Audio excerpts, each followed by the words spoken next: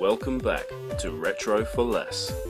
Last time we took the first step towards acquiring games for cheaper prices with the step-down converter. Today we will take a look at some consoles that are worth owning. The number one console for any import gamer is the Famicom. As previously mentioned in the last episode, some Japanese games are insanely cheaper than their English counterparts, with Mega Man 5 being one of the better examples. The console itself has two versions, both with pros and cons. This does not include the twin Famicom or the Famicom Disk System. The original version has a microphone built into the second controller, which can be used in some games like Legend of Zelda and Takeshi's Challenge, just to name a couple.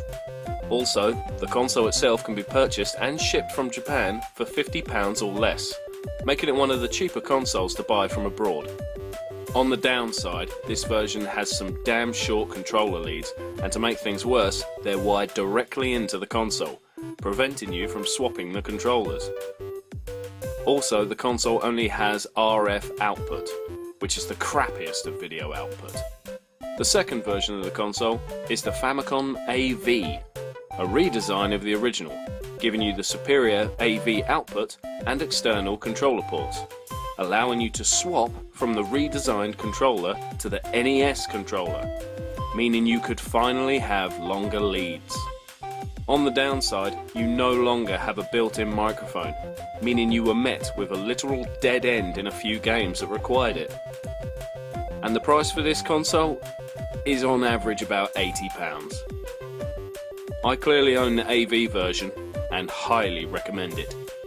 Another console that's worth importing is the NTSC Super Nintendo.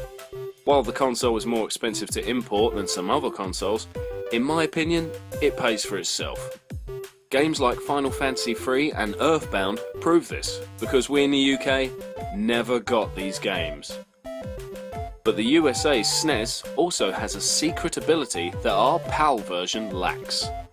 It can play Super Famicom games.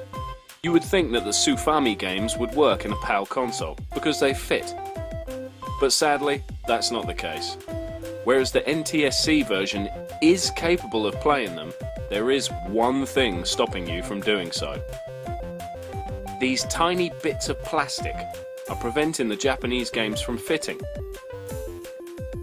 But hey, we can simply snip them out with a pair of pliers. And voila! Your Super Famicom games fit and play, saving you the hassle and money it takes to also import a Super Famicom console. That's enough for this episode.